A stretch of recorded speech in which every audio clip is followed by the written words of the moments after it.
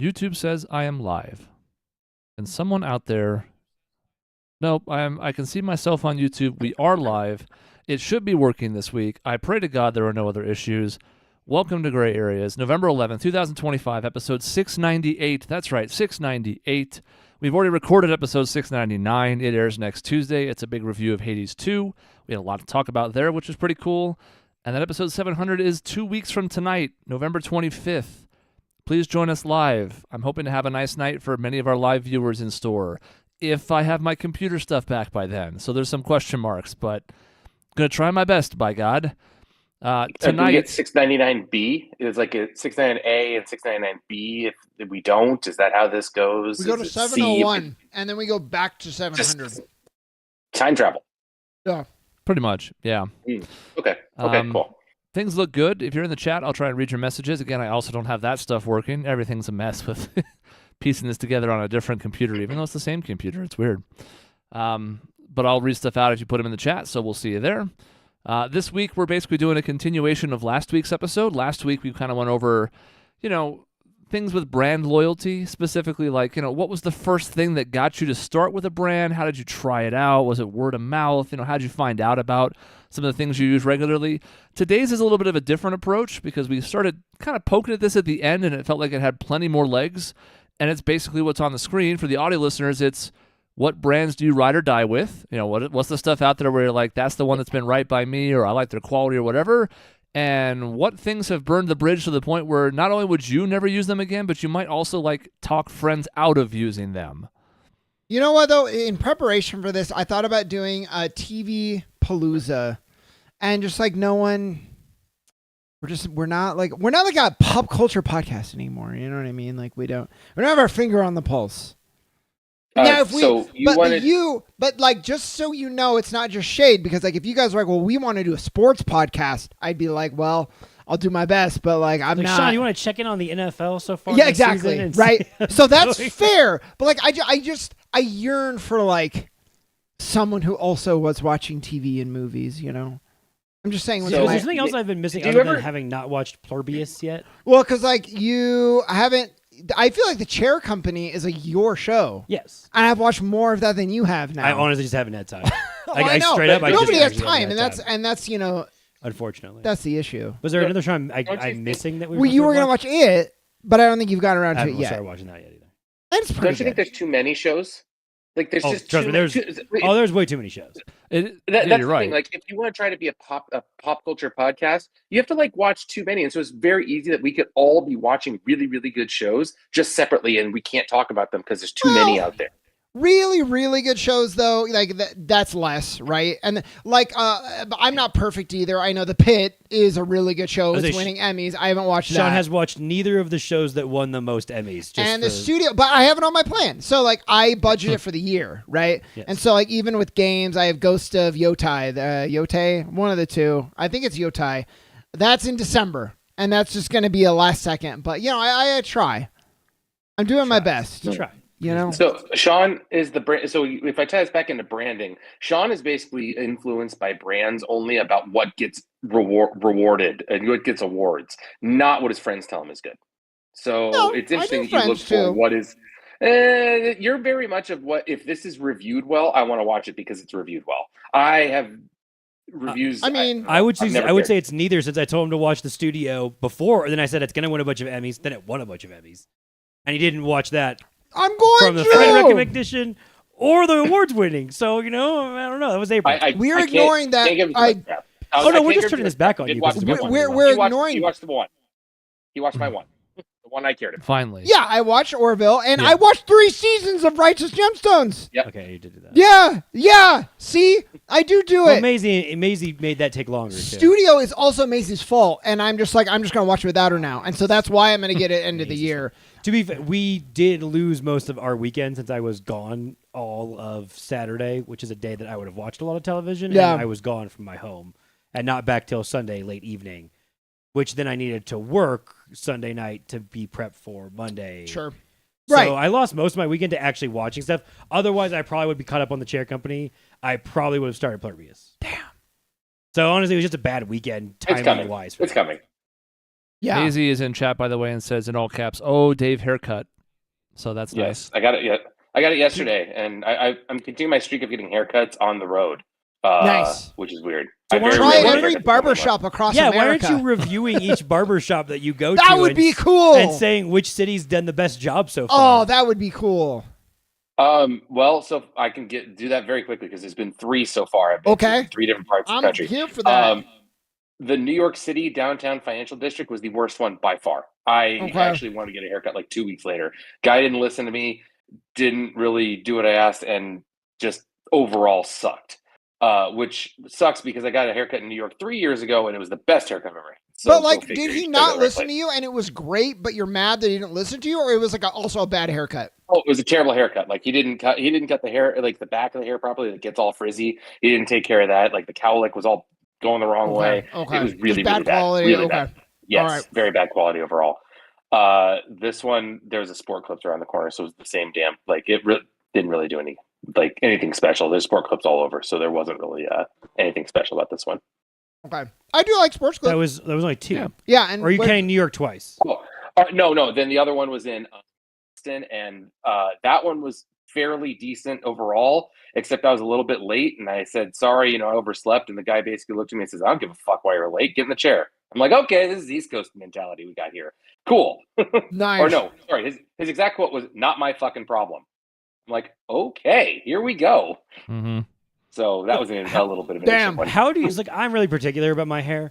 It's like, how do you decide which one to randomly go to? Do you just look at the closest by to whatever hotel you're at? You like go on, or Sometimes. do you go on Yelp and find the best like reviewed one in the area? I would do that. I'm So fascinated for the by New it. York one, I did try to find like highly rated ones, and I figured one that was in a building literally across the street from Wall Street, like the stock exchange. I figured it'd be like, oh, maybe a lot of people, who go to the New York Stock Exchange will go to this haircut. No, they didn't. They've got secret ones that they don't put on Google, probably. They probably have people that go to their house or their apartment That's probably true. Or to the Mhm. stock exchange itself. They probably have people itself, just come and they just do it. come Yeah. and it's the mobile barber type stuff. I Uh-huh. assume for really, really rich people, that's actually how it works. You just call them in Mhm. to come do the house call to you. It's like the masseuses Yeah. who work on people playing in the World Series of Poker. Yeah.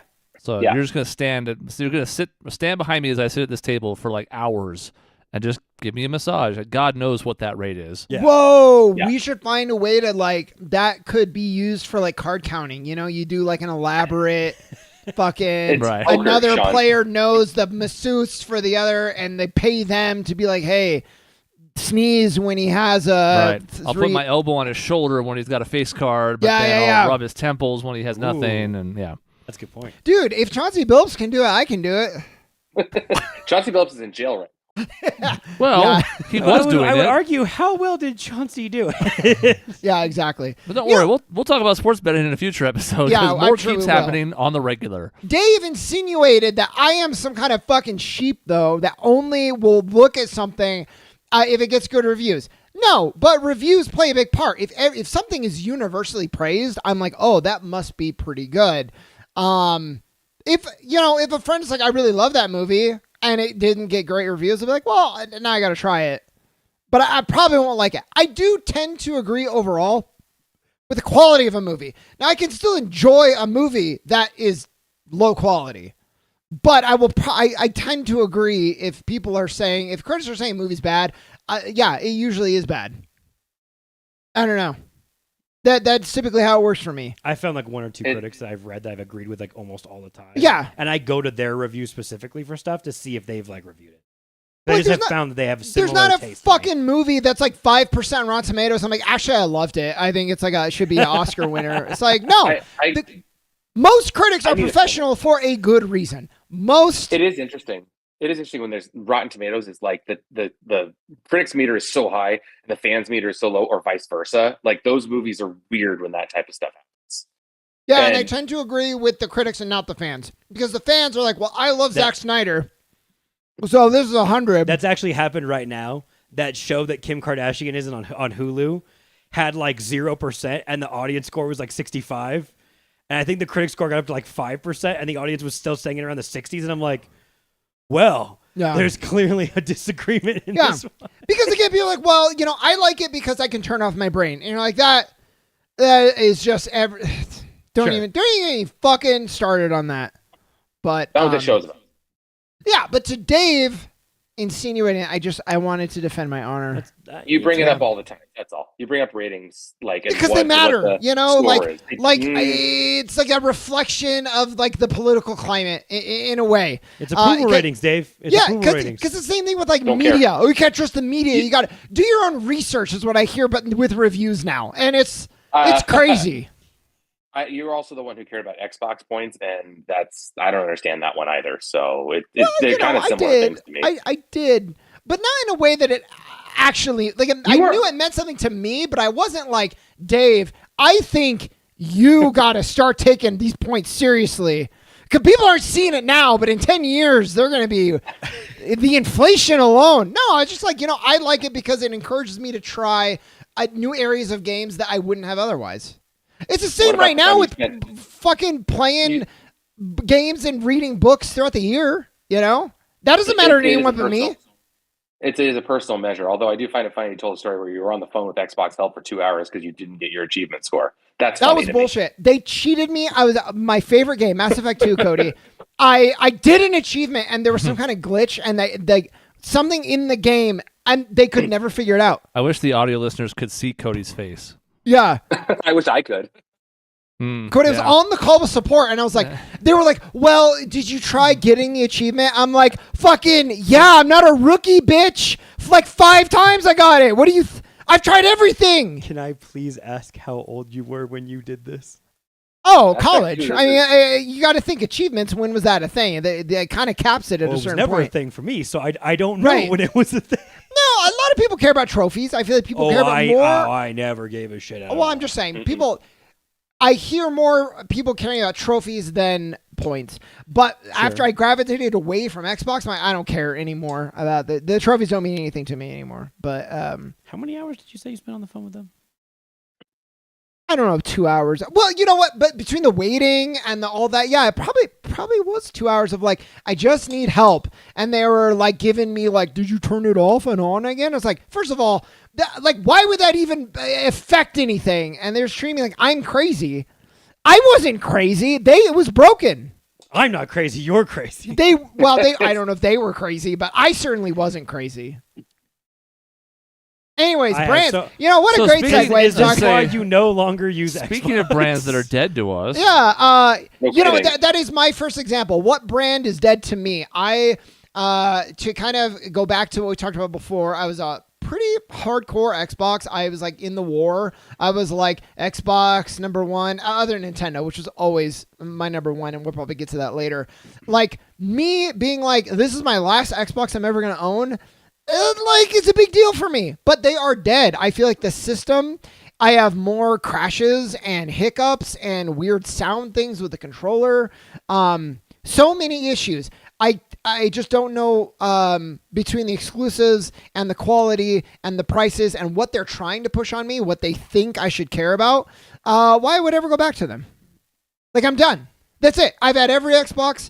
I even got one or two of the pro editions of the consoles. Like, I was pretty hardcore and I'm done. That's it. Isn't that crazy? It's crazy to think that they pushed out someone who was pretty loyal to it because of poor decision making. And if you can push out the loyal customers, what do you do to the casual customers at that point? It's gone at that point. This was my first Xbox. I've obviously indulged in other people's Xboxes for a while, and I didn't really have a huge horse in the race in the console war because I didn't care, even though I had mostly PlayStation and Nintendo stuff. But the second that game price doubled, I canceled immediately, and I put the reason why in the comments. And I'm not really the type that does cancellations at a protest. That one was immediate. That was on site. It was the reason I had this thing. I have the Series S for the reasons Cody has talked about as well. So I'm not going to have physical games to put into it. And if you're going to take away my main digital gaming platform, fuck off. You had your one chance and you ruined it, and we won't be going back if there even is another Microsoft console to think about supporting. Yeah. I mean, and I would say I would go back if certain things changed and there was a clear effort, but like if the reviews were good, he might go back. If they're using the next Xbox, well, no, actually, that's funny because the reviews could be this is the most amazing machine in the world, and unless the review says they also have these exclusives and Game Pass is cheap, and here's an experience you're only going to get here. I'm not going to care. Which is probably not going to happen. No. I think we probably move past that.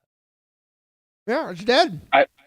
So I find a lot of things that are dead to me tend to be restaurants, and I'm interested. It's weird that is the case, but like restaurants, it seems like the easiest thing to have bad experiences at. And I know I've talked about a few of these before, like McDonald's dead to me, Buffalo Wild Wings dead to me, and I don't know if you guys have run into restaurants being the things that die easily, but I think people are just sensitive about their foods. That one's the easiest one I think that can go away for me, and I never want to see again. That makes me angry with you, but it depends what you mean by easy. So we had a friend who went to this really great restaurant, some of the best food in town, Martin's, and they didn't do a good job filling up his coffee, and they gave him a hard time about splitting the check at the end. It was really busy. That's why they gave him a hard time, and also why they didn't fill up his coffee. It was crazy. It's an insane place. He was like, I'm never going back.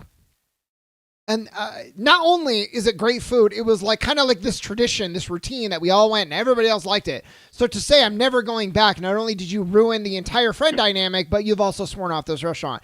And I thought that was crazy. So is that the type of stuff, Dave, where you would be like, I'm done with this forever? No, the only way to have something like that is if it's a repeated experience again and again and again, right, which affects the feeling. But no, a one-time thing. Dead to me restaurants have to happen repeatedly. Dead to me restaurants have to be like, they jacked up the prices and the service sucks and the food isn't good anymore. That type of thing is where that has to happen. That's a McDonald's for me, is I used to enjoy going there for cheap food. And all of a sudden when a quarter pounder meal is $12, I'm like, you can go to a restaurant and get a burger and fries for $14. Why the fuck am I going to McDonald's for $12? This is stupid. You know, you can get similarly priced food for much better quality. Why would I want to go to a terrible place like McDonald's that has awful service because they never pay their employees? Why would the employees work hard if they don't pay them? The app helps with their prices, but only to get them to where it's like barely acceptable. If you're trying to order straight from the menu, like in the restaurant or in the drive-thru or something, good luck, because it is obnoxious now. Even with the app, it's barely anything. And then you're stuck in what they want to give you, which is the hardest thing, is that, you can sometimes find some good deals on there, but really, like, then it's like, well, what are they offering me today instead of what do I want? That kind of sucks in its own way.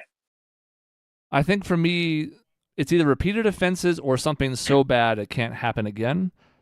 Denny's is dead to me because it gave me food poisoning twice in like 12 months. And, once that can happen just about anywhere. There's always the risk of something undercooked or something. But 2 different Denny's in the span of a year, one of which also got Molly way back when, meant that I've never stepped foot in a Denny's since. It's been almost 20 years now. So Denny's can fuck off because you can find a good breakfast just about anywhere. Well, yeah, and I was going to say, Chris, God, twice in that amount of time is bad almost no matter where. But I was going to say, if it was like your favorite restaurant and that happened, you might still pause and consider, like, man, I really do love the food. Like, it's fucking Denny's, though. Yeah. So, it wasn't hard. But, if it's repeated getting an order wrong, which took me off of Wildflower for a while because it felt like every single time we got a takeout order, there was something wrong with it. And it's like, okay, again, mistakes can happen, especially we were putting in some bigger orders at times. But it's like, you didn't get one of them right in the span of 10? Yeah. That's tough. So it might just be I don't take takeout from there anymore, which I haven't because I had such a lousy experience with them over and over again. I've eaten in again. Buffalo Wild Wings was that for me for a while. I've eaten in there since at least a couple of times. It's been okay. But I think to your point, Dave, you're right. It's also why there's so much interest in restaurants in general. I mean, as Cody can attest, the stories we do about those dwarf any other business stories that we ever see. No one cares about roofing companies. No one cares about like whatever. They care about new trendy restaurants. Well, I think the double-edged sword is people also turn on them quickly because there's so many choices out there. Unless, like Sean says, you really love it, you're not going to give it a wide berth because you're like, well, there's 20 other Chinese places, so we'll just try one of those.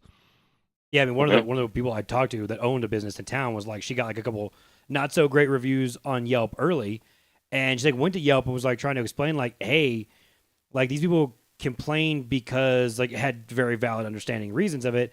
And she's like, she like worried it was going to tank her business right off the bat because as soon as it's like, oh, well, I just opened up and I get like 2 stars and 2 3 stars. It's like, well, now I'm already digging out of the hole to climb her way back up. And it's like, yeah, people get mad really quickly. Like you're talking about, it's like when it's busy and they're new, like places that's new and still training its employees and stuff like that. Like I have some leeway for what I would expect out of it. We can like chains are really easy to kill off because let's be honest here. There's a process that is set by corporate. It's supposed to be followed. It's supposed to be the whole point of these franchises. They're supposed to be consistent. If I eat a McDonald's in Texas and if I eat a McDonald's in California, it should fucking taste pretty much the same. The experience should be mostly the same. And so when you get these sporadic hits or misses all over the place, that starts to kind of wear thin in terms of like the whole point of like if I'm out of like again, I like to go to local places when I'm out of town and in different places and I try new things. But it's like part of the comfort's like, oh, well, if you have that there and you have that there, it's like I might default to that in a pinch when I don't really know where else to go. That's what like literally brand loyalty and brand recognition is it's like I know what I'm going to eat. I'm really hungry. Dave, you travel. You land somewhere at 9 o'clock at night, 10 o'clock at night, and you're like, where am I going to get dinner really quickly? Oh, all the local places are mostly closed. What chains are available? Yeah. And so like that's where I'm just like, man, I don't have a lot of patience for chain stuff. Local, small businesses, I give a lot more leeway to in terms of will it be good or will it not be good. It's funny we bring this up because I ate at one of the places that I'm not really super thrilled with lately anymore this past weekend because I was in Phoenix because I needed to go. To your point, Sean, about like friend group, like tradition type stuff.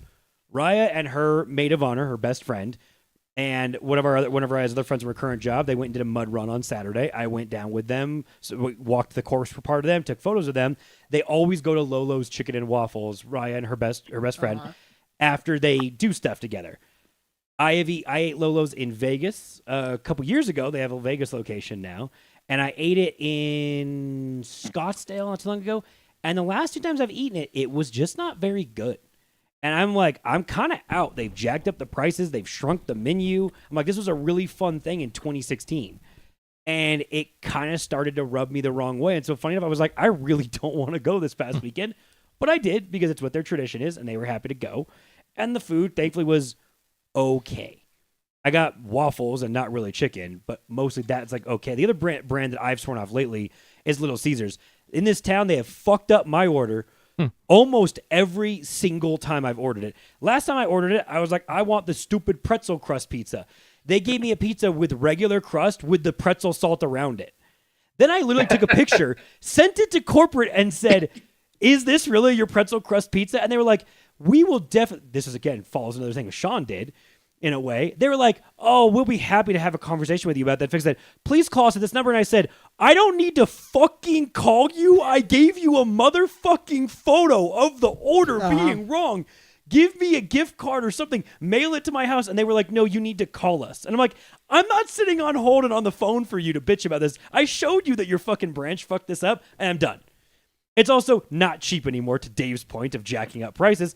I'm out. They've actually kind of shrunk the prices back down because now they're a sponsor of the NFL, and so they're trying to do these deals on certain days of the week, Sunday, and I'm like, not falling for it. I won't go back. I think, restaurants, again, they're so interesting. Fratelli's, best pizza in town for a long time.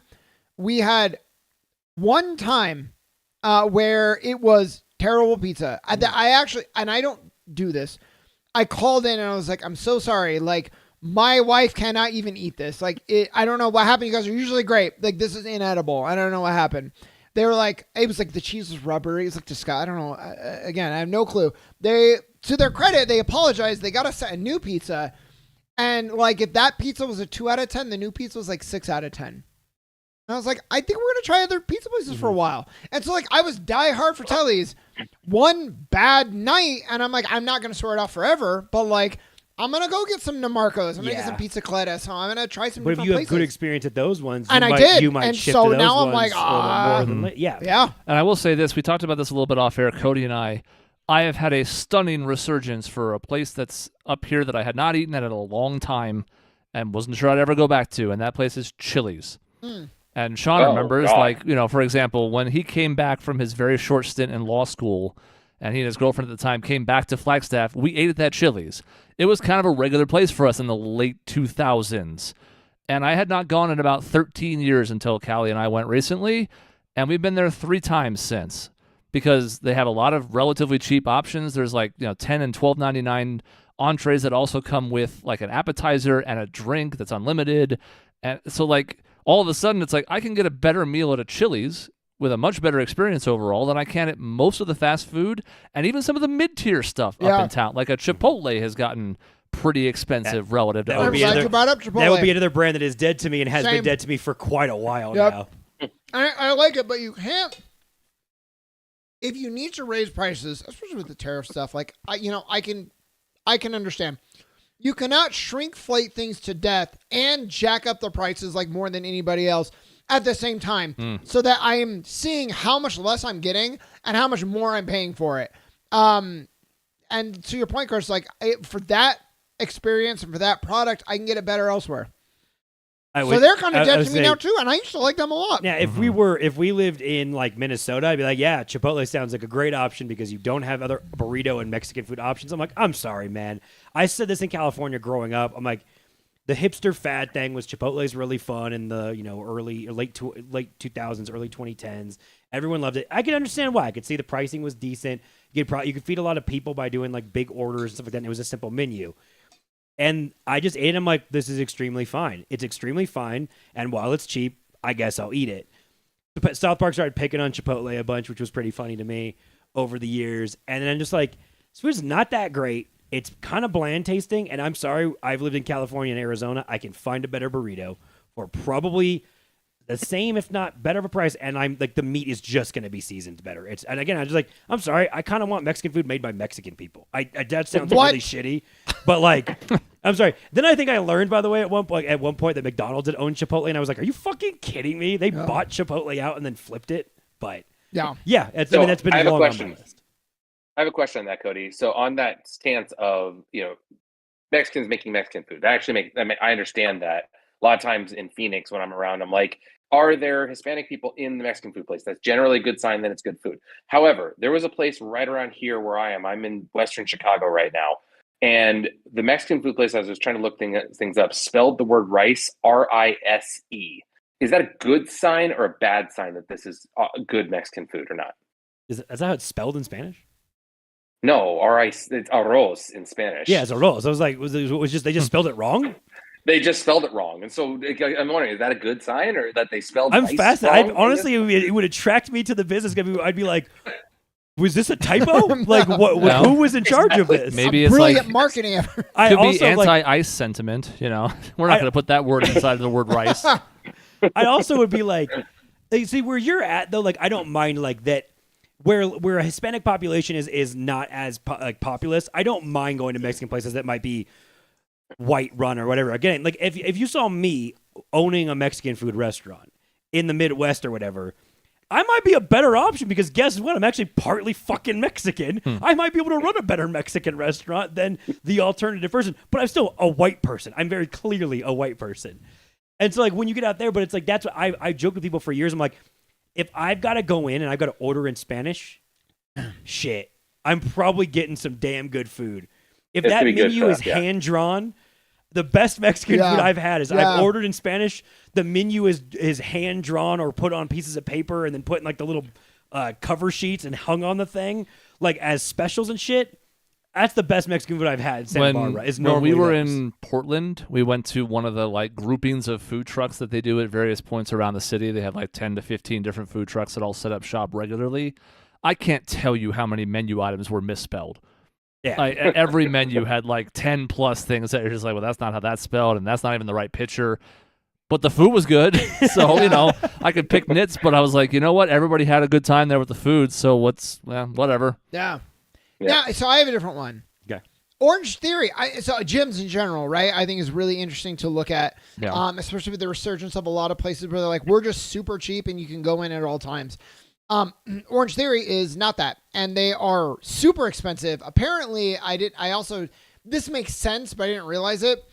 If you're in a major city, what I pay for unlimited, you are paying that and more for like twice a week in major cities, which is insane. And you that's so much more money. This being your home gym, have unlimited access to those ones as well? I do. Okay. And so I wonder, as a side story, we're telling this girl, sign up, pretend Flagstaff is your home gym. Yeah, right. Get our rate, and then just go to the one in Seattle all the time. Regular, and then would they figure out, You know, They're like, we can't help but notice. Because it's funny that you point that out. Because like I go to the chiropractor, I go to the Joint because it's a chiropractor that has chiropractor offices fucking everywhere, and it's cheap, and my HSA goes over it. So I'm going to go there, and I've found it works pretty well. I never used to go to the chiropractor. No. My wife told me you probably should do that, and guess what? I actually feel way better than I used to. I do that with Massage Envy. Yeah. Same idea, because it gives me flexibility if I am traveling or I'm in Phoenix or whatever. I mean, is it the best massage? Not always, but I found a person there that I really like, and then it works in a pinch if I'm somewhere else. Yeah. And I've wondered, because like I get a special during Black Friday. I sign up, and now I'm wondering, as you're saying, that I'm like, if I'm in, because I went to one when I was in LA for the World Series. I happened to have a hotel right across the street from one. Went, the guy was awesome. I was like, this is great. I've gone to 2 out of my home office the entire time I've had this membership, and I really wondered, if I got this deal, would my deal be more expensive in Los Angeles than it is in Flagstaff for a big city? Now that you're asking that, I'm fascinated by that. Yeah. Yeah. That the rates would not be consistent across the board because the regular customers are paying the regular price, and then the wages are going to be higher in the bigger city and rent and all that. But when you have the franchise like sprawled out like that, that's a fascinating thought I never thought of. Yeah. Yeah. That's So you got to try it. There was a time though where I was going to, I think, like 4 gyms at once for like one gym had something, the other one didn't, and whatever. 3 of the gyms combined were not as much as the Orange Theory. And at the time, that was okay because the coaches were brilliant, super engaged, super high energy, really aware of everything. We're going to walk you through stuff. We're going to push you. The machines worked great. All the weights were always like ordered and nice. And you flash forward to now, coaches don't really give a shit. Some of them do. Some of them are great, but it's not like it used to be. They don't have the same environment or culture. The weights, they're all over the place. Machines are broken all the time. And you're like, if I'm paying a premium, this makes me a piece of shit, but I expect like premium experience. And if all the shit's broken all the time, I might as well pay a quarter of what I'm paying to go to you and just go somewhere else and get their broken machines. But it's all the same. I'm just paying a lot less. Yeah. I do wonder, Sean, would you get a better workout if you just carried your cash and burned it? 4 gyms at once? Good Lord, how are you wasting this much money? It was, because it was Momentum. You know, on the flip side of that, I go to Momentum Aerial. They also have jacked up their prices a lot. But I get really knowledgeable coaches. I get, good equipment. I get a lot of knowledge I wouldn't get otherwise. So, like, it's okay. It's worth it. But yeah, that was the problem. It's like Momentum, and then I need to go somewhere with a basketball court, and then I need to go somewhere with, like, rock wall climbing stuff. At the time, it was like each gym didn't have the other thing. So, yeah. So carry your cash, throw it in a pile, like just carry it. The carrying it will work you out pretty well, I think. I would say though it wouldn't be quite the same. But we'll do it in coins. I could do what you do and just not work out ever. That's fair. I mean, I actually have a gym right down the hotel, downstairs in the hotel, in every hotel I've stayed at, and how many times I've worked out? No. Never. And that's not a surprise to me. And Maisie says like Momentum's a unique experience that you don't get anywhere else, which that's true. There's not a lot of aerial arts places in general. Certainly not really any alternatives in Flagstaff. So you give them a wider berth than just the working out aspect of Orange Theory, which, like you said, there's how many places can you find like a treadmill in Flagstaff? Yeah, like Orange Theory is treadmill, row machines, TRX bands, and weights, and all of those things I can find other places. So and there's a new gym opening over supposedly by like where the Albertsons was. It's supposed to be what Cody, you saw the post, like $25 a month or something. Yeah, really it's cheap. A Planet Fitness challenge competitor is what it is. Yeah, so like if you want a cheap gym alternative, well, there's something coming, but it's also going to only have that. So it's some of that you can just fit to match your options. But if there's something that's being offered that is supposed to be premium or above everything else, and it's not delivering, that's when it comes under scrutiny because it's like, well, I can get this elsewhere. And it's all fucking capitalism. It's again, just to go back to this because they want to squeeze their coaches. They don't want to pay them as much. They don't want to fund the equipment and everything. But like they want to still squeeze you. They got to get like higher membership fees every single fucking quarter. And it just kills me because they started by being that alternative it's a better environment. It's better coaches. You're going to get a better workout. And now it's like, oh, yeah, the heart rate monitors, they don't really work. But we have a new one that's going to be even better and cost twice as much. $15 a month. Yeah, well, I think more than that. But Isn't that a good sign though? Like we're talking about brand loyalty. Isn't that a good sign to not be loyal to a brand in a way? You be loyal only so long as they are loyal to you. Yes. Like and that to be fair, that's the response to capitalism is your choice as a consumer is that when they treat you shitty, you go somewhere else. And when that place starts to treat you shitty, you find somewhere else. And that's a difficult thing to do sometimes, but it's how you fight that, I think. If you're in a place that's big enough to have alternatives. It's true, yes, and that is difficult, like I said. But Yeah. I just don't know any other method in which to do that because if they keep squeezing you, then you keep paying it, or the majority keeps paying it. They'll have no incentive in which to, stay loyal to you. So even though you're staying loyal to them, Yeah. Yeah. I mean, that's a good point. I don't know what I would do for like Orange Theory. I mean, other than just change my model completely and like, I guess I'm not doing like the group fitness classes anymore. I'm just gonna go do my own thing. Or you work towards online group fitness and stuff. There's the Peloton stuff, or there's the Apple Fitness Plus, or you find other methods. It's just got to change. It's not what you want, which is I think the biggest thing that sucks and why we get stuck on brands, right? Because it's what you want. You get what you want, and you want to continue receiving what you want. And I think it's easier to get those brands dead to you when they stop delivering what you want in that way, right? Yeah. Well, and they came on the radar. That's what you just said about McDonald's. But they're picking the food for you now that's cheap, not you being like, I really like your quarter pounder. Well, the quarter pounder is $18. Well, I'm not going to take a shittier burger from you. I want the burger I wanted, so goodbye. Mm-hmm. Exactly. Now, a lot of people, I like the rating on these different categories. I didn't plan for this. It's cool how it works. Like entertainment. Marvel. So many people have been like, I'm done with Marvel. And even I am like, unless it's to go back to reviews, dude. Unless it's going to get a good review from Marvel, I'm probably not going to watch it. Whereas at one point I was like, I'm probably just going to watch everything they do. It's a cohesive thing. They're all pretty good. That is not the case anymore. And if I watch bad Marvel, I'm like, I wasted my time. Sorry, we're going to say, Chris? Star Wars. No, you're fine. Oh, okay. Star Wars. Yeah, I mean. Star Wars is similar in that sense. I mean, it is.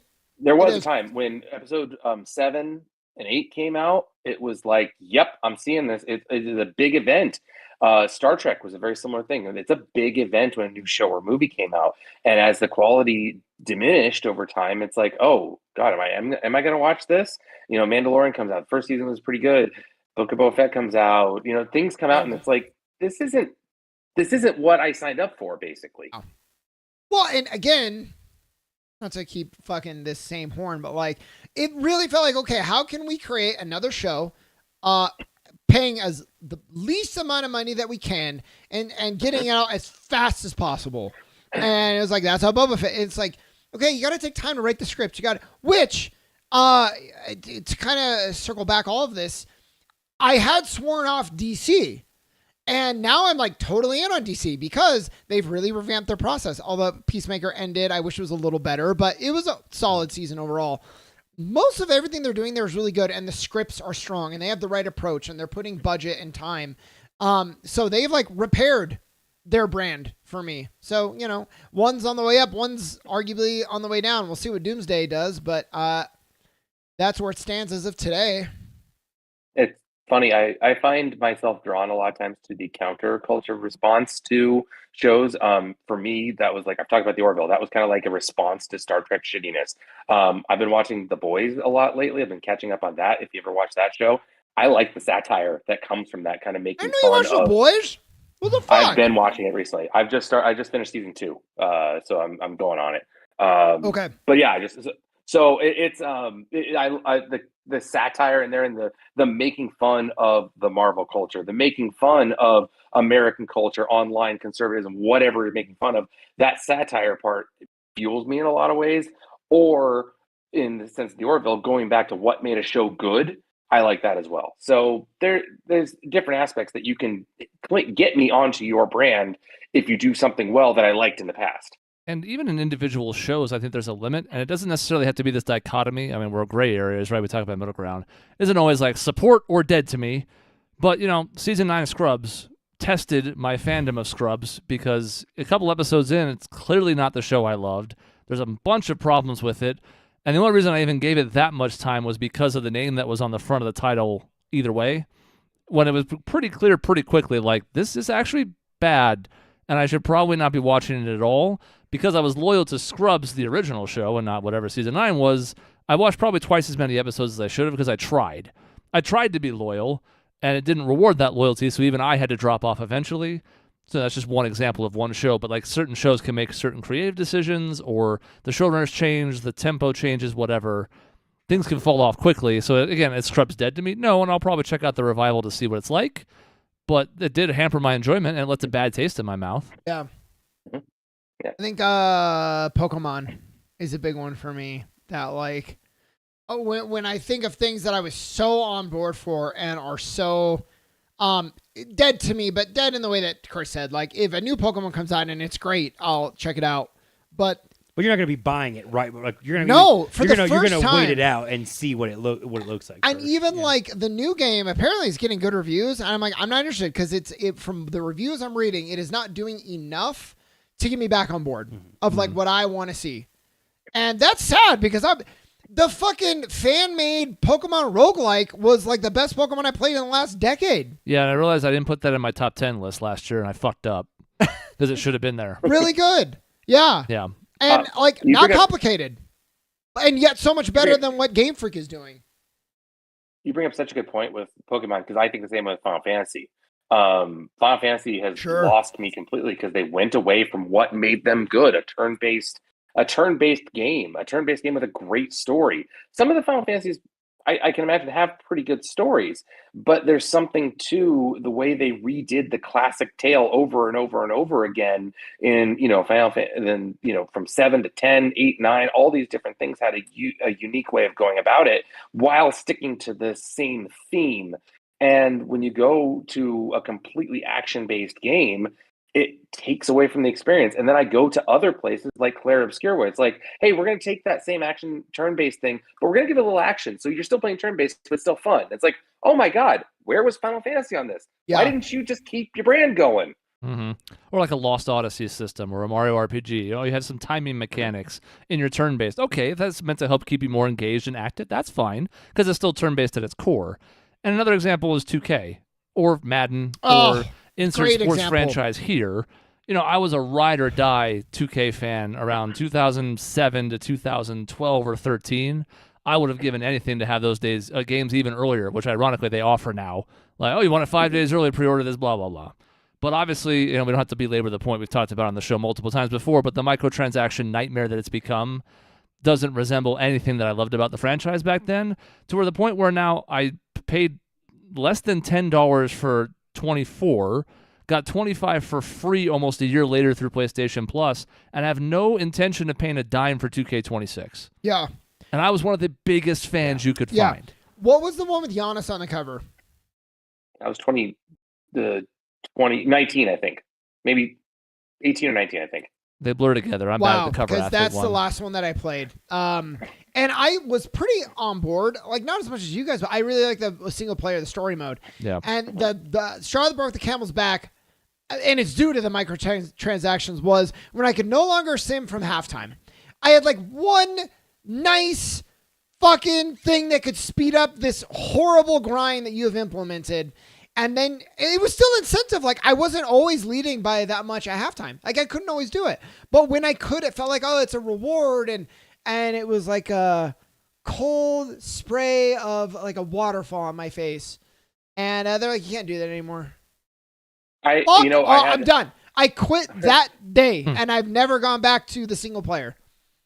I got NBA 2K22, I think was the one with Booker on the cover.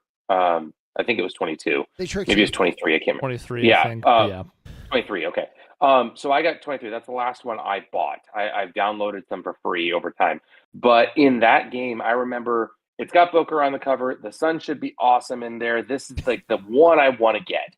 And I remember even saying like, yep, microtransactions suck, but I'm just going to factor this into the cost. So I bought the game. It was $60. And I remember putting another like $40 into it and saying, this is just a $100 game now. This is just what it is.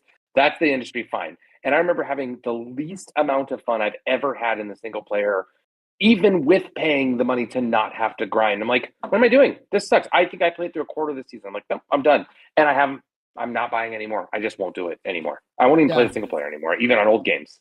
And the gaming industry is an interesting cautionary tale about brand support because some of the biggest titans of the industry have fallen way the fuck off over the last decade in particular. Bethesda would have been a ride or die type of brand for some people, and the last 10 to 12 years have been hit or miss, to put it charitably.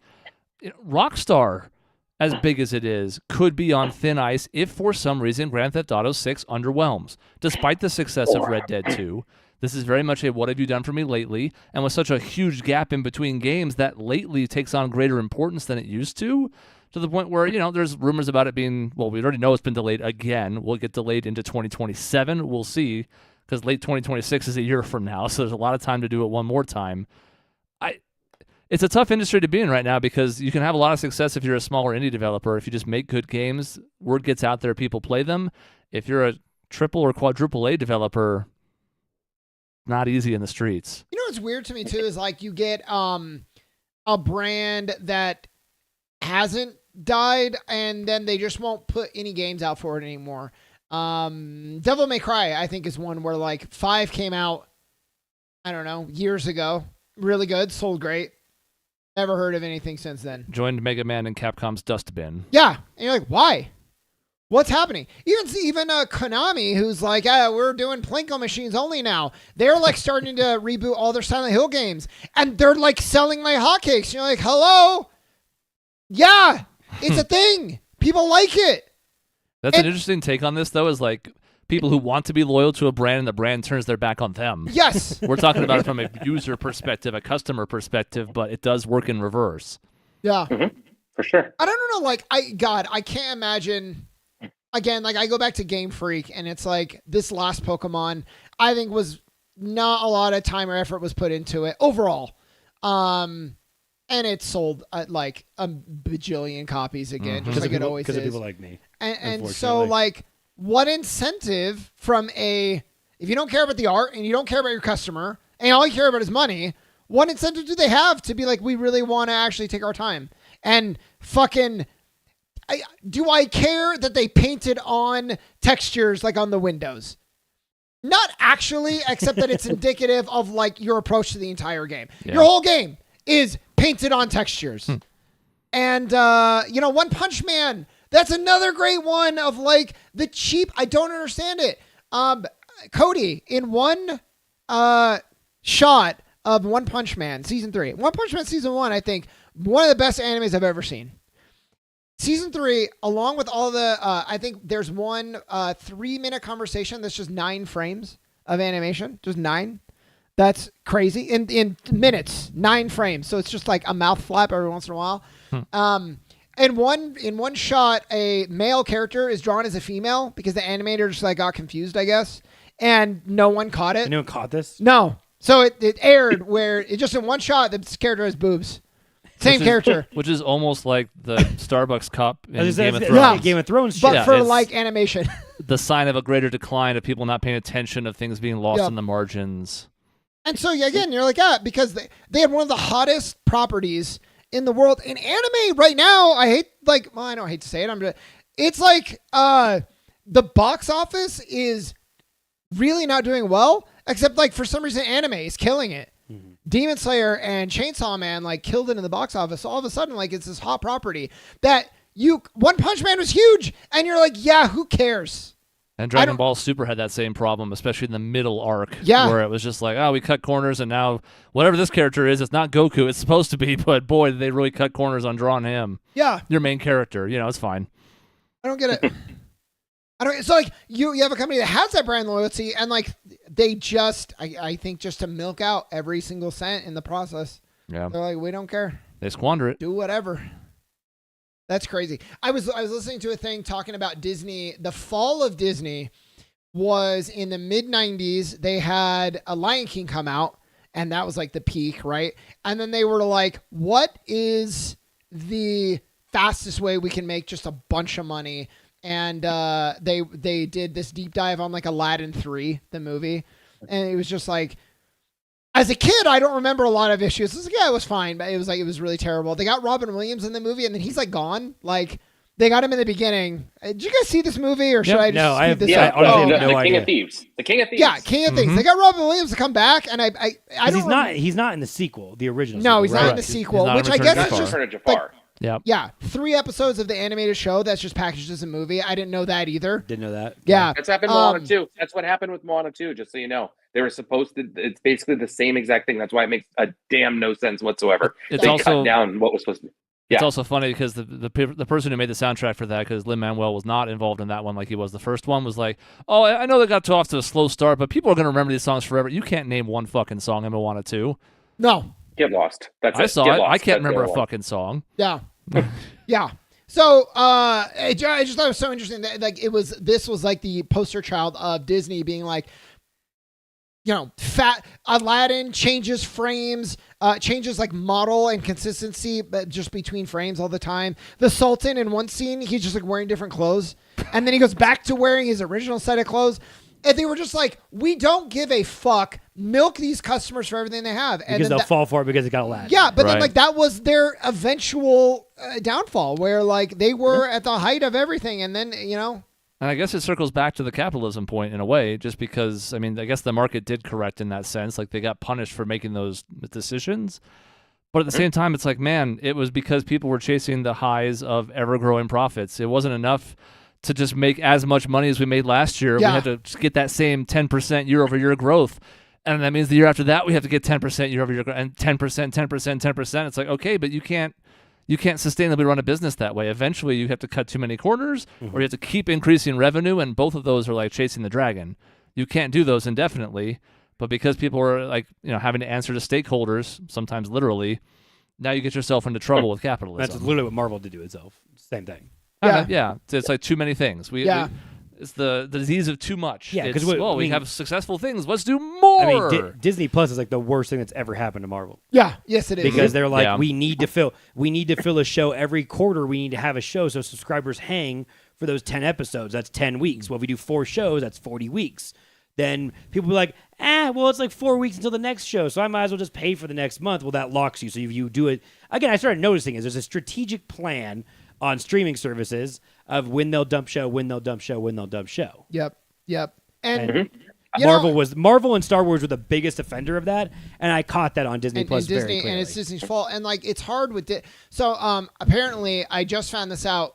They offered Vince Gilligan $3 million either total or per episode to release 3 more episodes of Breaking Bad after the finale, and they were gonna release the episodes on 6-minute blocks on some network, and they were like, AMC, probably.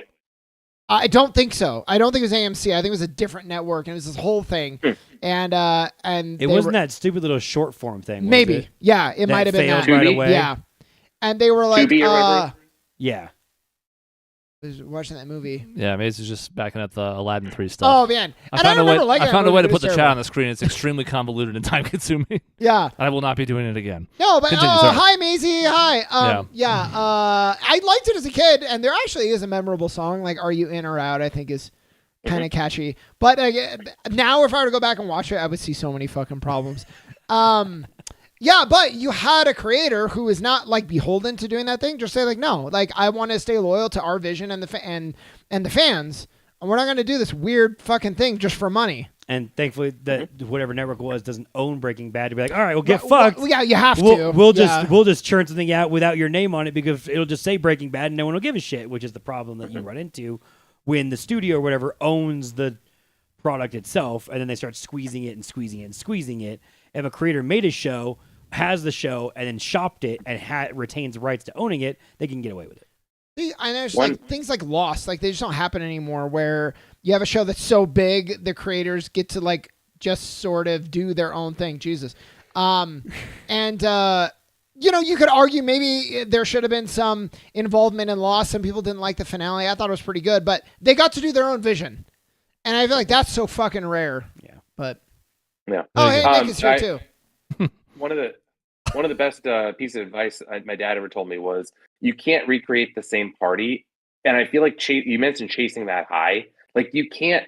You can have a great party with people. You have a great get together with friends, and if you try to recreate that exact same thing again and do it all over again, it doesn't work. We've tried to Yeah. even do that with this show. Like we're like, oh crap, Yeah. we lost the recording. Let's just redo what we said, and it sucks. So like, I think that's an important thing to learn when it comes to what you were looking for in brand or entertainment or anything is, hey, it's gonna change, and if you expect the same thing that you had the first time, you're not gonna get it. You're just gonna be disappointed. I mean, that's part of it, the experiencing literally anything. Is it's like, oh, I remember that one time. It's like, Right. cool, that experience is special because it isn't easily replicated. Yeah. Which, like, Yep. I remember the first time I watched this, or the first time I went to this place, and it's like, oh wow, that will never live up to that. It's like, if I'm happy if I get like 80 to 85% of a return from what my original best experience was. I'm like, cool, like that's good. Like, that's a pretty safe return on investment if I keep going back to this source and I get about 80%. I'm like, all right, that's great.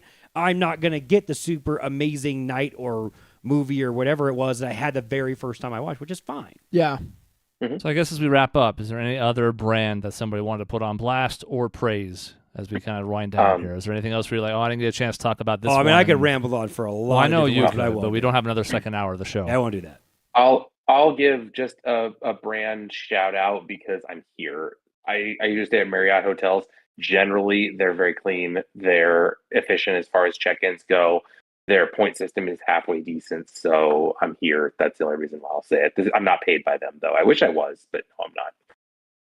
We used to give free plugs, but I think it's interesting that like I think this is a reflection of like Yelp and society where like we kind of really just focused on the negative for the most part. Yeah. And I think like in Yelp, how much more are the odds that someone's going to go on and write a negative experience than if they had an awesome experience? Which I think and I I said think it's a ton. I think Yeah. I said last week, I'm like, I will go and read the negative one specifically to see what they're bitching about Yeah. and see if it's in any way valid.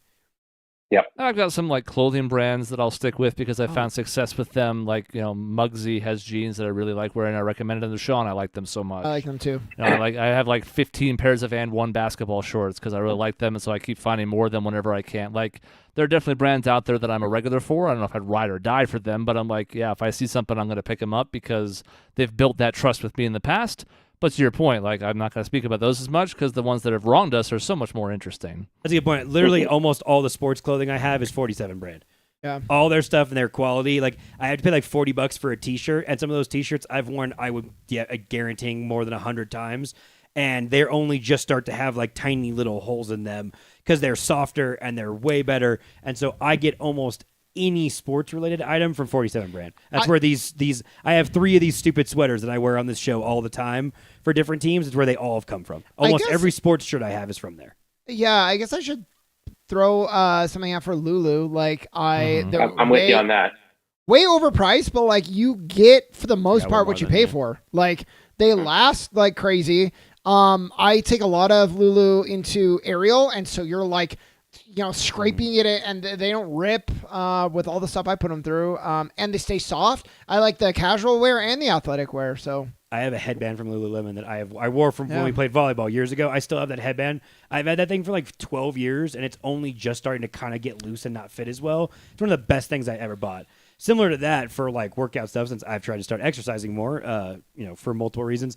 I found that Fabletics, actually, for all the dumb commercials and shit, Fabletics is actually, if you do the little dumb membership thing and then make sure you skip it each month so they don't charge you, when they have sales of stuff, some of their like workout stuff, and Raya agrees, like she has a bunch of their like leggings and things, pretty solid brand so far that has not gone wrong. Their shipping's a little slow. That's the only critique I've had. And otherwise, like I have like jogger pants from them now that I use when I walk my dogs because at night I need pants because it's freezing. And they're like really nice. And Raya's gotten really good reviews from it as well. So thinking of Lululemon, it's like to be fair, it's like a crappier Lululemon. Like, let's be honest. And it's a little bit cheaper, but I've had good experiences so far. yeah, Lulu. And I would just mention a couple more. Serta has been very good to me. Beds, foam toppers, pillows, all things I've liked and have stood the test of time over the last decade or so since I've had the ability to like try some out. That's one, again, I'm not ride or die, but it's the first place I'm going to look if I ever need to replace something or get something new. Yeah. And, I think back to sometimes one experience can also sway you in a good way. Sean, you remember when we went to stay at the Hyatt House in California? Yeah.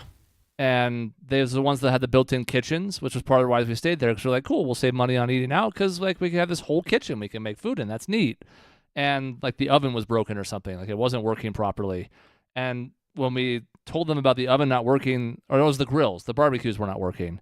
And when we told them about that, they took the pork chops that we had that were just raw pork chops, and they made them in their kitchen for us. Like little stuff like that, it goes a huge way. It's like, well, now our dinner's not ruined, or we'd have to go heat up the oven and put them in some whatever glassware we can find. It's gonna take another hour. Everybody's hungry. They took care of us in a way that, that was a small gesture, but it stuck with me. It's been 15 years probably since then. Yeah. Yeah. Stuff like that also matters. So you can sway it both ways. It's just a lot easier to burn the bridge than it is to rebuild one. Yeah, definitely. Trying to think if there's like, you got me thinking of like, if there's like a game company, like. I've got one more. Oh, what is it? Toyota. Yeah? Oh, yeah. I wanted a Toyota all my life, and I finally bought one, an old used Camry.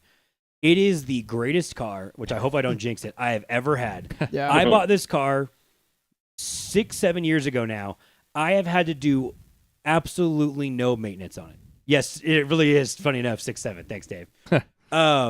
I have kids. I've done like no maintenance. I put tires on it. It's at like 140,000 miles. I've put like 60 to 70. I'm gonna say 60 to 70,000 now. Stop. Because I only drive about 10,000 miles a year.